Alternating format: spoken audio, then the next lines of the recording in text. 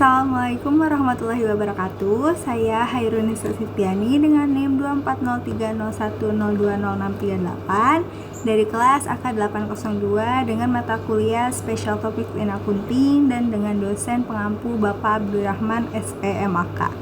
Di sini saya akan mempresentasikan hasil ringkasan materi yang berkaitan dengan topik mata kuliah dengan judul Perkembangan Standar Akuntansi Keuangan dan dampaknya terhadap laporan keuangan. Yang pertama, saya akan membahas latar belakang dari ringkasan materi ini. Latar belakangnya yaitu di era integrasi ekonomi lintas negara dan dinamika pasar modal yang cepat, laporan keuangan tidak lagi hanya menjadi hasil pencatatan internal. Laporan keuangan berfungsi sebagai media komunikasi utama antara perusahaan dan stakeholders untuk menggambarkan posisi keuangan, kinerja, dan arus kas.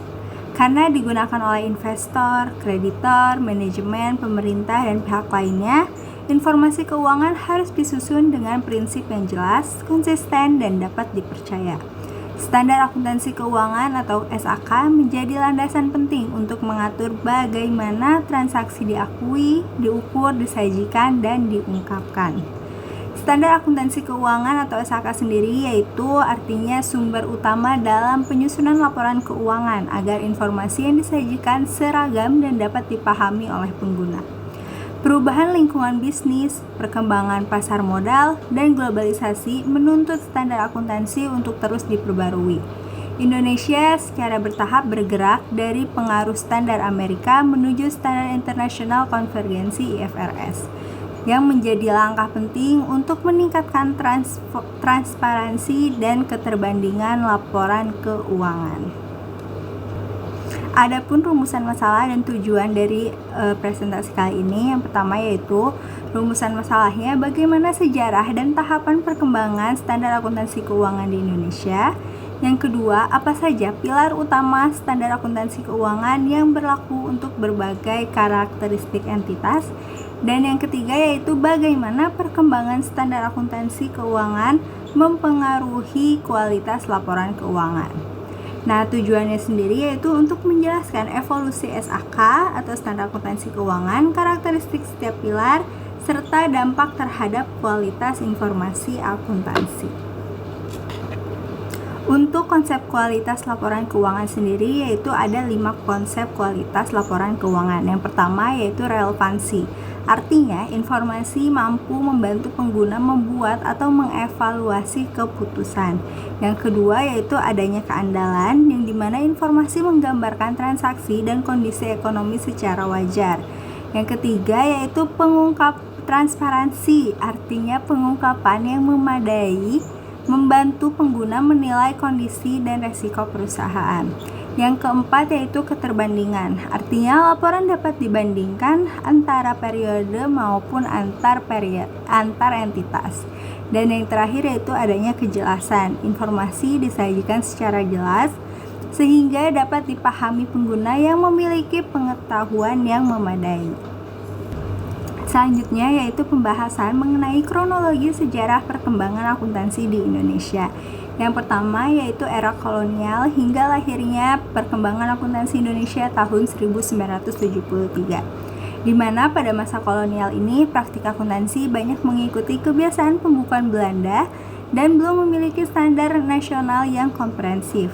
IAI didirikan pada tahun 1957 sebagai bagian penting dalam perkembangan profesi akuntansi Indonesia.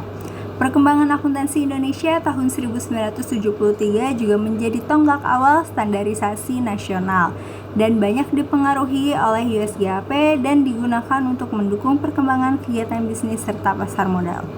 Periode ini menunjukkan kebutuhan Indonesia terhadap pedoman akuntansi yang lebih seragam. Selanjutnya yaitu perkembangan akuntansi Indonesia pada tahun 1984, di mana perkembangan ini menjadi awal pergeseran internasional. Pada tahun 1984 dilakukan revisi besar terhadap perkembangan akuntansi Indonesia untuk menyesuaikan standar dengan perubahan lingkungan usaha. Perkembangan akuntansi Indonesia tahun 1984 ini tidak lagi sepenuhnya bergantung pada USGAP, Dan Indonesia mulai mengarahkan penyusunan standar kepada standar internasional yang dirumuskan IASC. Perubahan ini menjadi fondasi awal harmonisasi akuntansi Indonesia dengan praktik internasional. Setelah adanya pergeseran internasional, terbitlah Standar Akuntansi Keuangan tahun 1994 dengan basis IASC, di mana pada tahun 1994 ini IAI melakukan revisi total terhadap perkembangan akuntansi pada tahun 1984. Dan kodifikasi baru diterbitkan sebagai Standar Akuntansi Keuangan per 1 Oktober 1994. Pernyataan IASC menjadi basis utama penyusunan Standar Akuntansi Keuangan Indonesia, dan Komite PAI Perkembangan Akuntansi Indonesia kemudian berkembang menjadi Komite Standar Akuntansi Keuangan. Dan pada tahun 1998, Komite Standar Akuntansi Keuangan memperoleh otonomi dalam penyusunan dan pengesahan Peraturan Standar Akuntansi Indonesia serta IASK. Nah, yang terakhir yaitu adanya konvergensi IFRS, di mana globalisasi pasar modal meningkatkan kebutuhan akan standar yang dapat dibandingkan secara internasional. Lalu Indonesia kemudian mempercepat konvergensi dengan International Financial Reporting Standard atau IFRS. Nah, puncak proses konvergensi penuh ini dicapai pada tahun 2012 untuk entitas yang relevan. Konvergensi bertujuan meningkatkan keterbandingan, transparansi, dan kredibilitas laporan keuangan Indonesia di lingkungan global.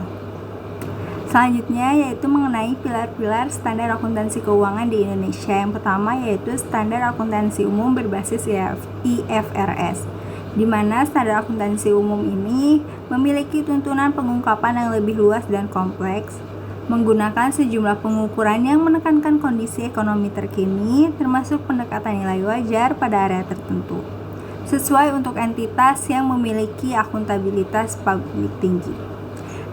Manfaat dari SAK umum berbasis IFRS ini yaitu meningkatkan transparansi dan keterbandingan dengan perusahaan di pasar global, dengan konsekuensi membutuhkan sumber daya manusia yang kompeten, sistem informasi yang memadai, serta biaya implementasi yang lebih tinggi. Selain itu ada juga standar akuntansi keuangan syariah. Standar akuntansi keuangan syariah ini dikembangkan untuk mendukung pelaporan transaksi yang menggunakan prinsip syariah. Standar akuntansi keuangan ini membantu memastikan substansi transaksi dan pelaporannya sesuai dengan karakteristik prinsip syariah.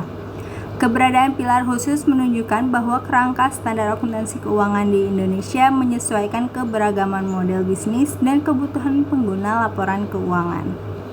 Nah, yang terakhir itu standar akuntansi entitas private dan standar akuntansi EMKM. SAK entitas privat yaitu memberikan penyederhanaan dibandingkan SAK umum sehingga lebih sesuai bagi perusahaan swasta tanpa akuntabilitas publik tinggi atau publik yang signifikan. Sedangkan SAK EMKM ini dirancang agar UMKM dapat menyusun laporan keuangan dengan lebih sederhana, yang dimana laporan yang lebih terstruktur dapat membantu pemilik usaha berkomunikasi dengan kreditor, investor, dan pihak eksternal lainnya. Namun dalam standar akuntansi tersebut memiliki tantangan utama, yaitu literasi akuntansi dan pemahaman penerapan standar masih belum merata. Yang selanjutnya yaitu dampak standar akuntansi keuangan terhadap beberapa aspek. Yang pertama terhadap relevansi. Perkembangan standar akuntansi mendorong informasi yang lebih relevan dengan kondisi ekonomi yang dilaporkan. Lalu pengukuran dan pengungkapan yang lebih komprehensif membantu pengguna menilai aset, kewajiban, kinerja, dan risiko. Dan yang terakhir, pengguna laporan keuangan memperoleh dasar informasi yang lebih baik untuk mengambil keputusan ekonomi. Namun, manfaat relevansi sangat bergantung pada kualitas judgement, estimasi, dan kompetensi penyusunan laporan. Nah, selain itu, standar akuntansi keuangan juga berdampak terhadap keterbandingan. Yang pertama yaitu konvergensi IFRS mengurangi perbedaan prinsip akuntansi dengan praktik internasional. Yang kedua, laporan keuangan menjadi lebih mudah dibandingkan antar periode dengan entitas lainnya. Yang ketiga, keterbandingan membantu investor dan kreditor untuk melakukan evaluasi kinerja serta risiko. Dan yang terakhir, standar yang konsisten juga meningkatkan kualitas komunikasi keuangan di pasar modal. Yang selanjutnya yaitu dampak standar akuntansi keuangan terhadap transparansi dan asimetri informasi. Yang pertama yaitu konvergensi IFRS mengurangi perbedaan prinsip akuntansi dengan praktik internasional. Yang kedua, laporan keuangan menjadi lebih mudah dibandingkan antar periode dan dengan entitas lainnya. Yang ketiga, keterbandingan membantu investor dan kreditor melakukan evaluasi kinerja serta risiko. Dan yang terakhir, standar yang konsisten juga meningkatkan kualitas komunikasi keuangan di pasar modal. Nah, untuk yang terakhir yaitu dampak SAK terhadap manajemen laba. Yang pertama, standar berbasis prinsip dan tuntunan pengungkapan dapat mempersempit ruang untuk praktik manipulasi laba oportunistik. Yang kedua, kualitas akrual dapat meningkatkan ketika transaksi diakui dan diukur secara lebih tepat. Namun, penerapan berbasis prinsip ini tetap membutuhkan judgement profesional.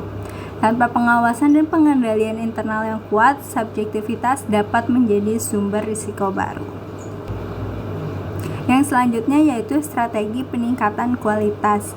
Dalam aspek pendidikan atau asosiasi profesi dapat dilakukan dengan memperbarui kurikulum dan menyediakan sertifikasi yang terjangkau.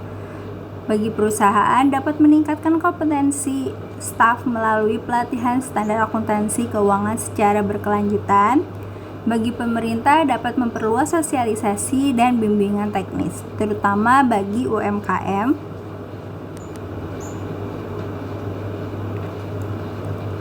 Yang selanjutnya, untuk manajemen dapat memperkuat sistem pengendalian internal untuk mengurangi bias dan rekayasa pelaporan.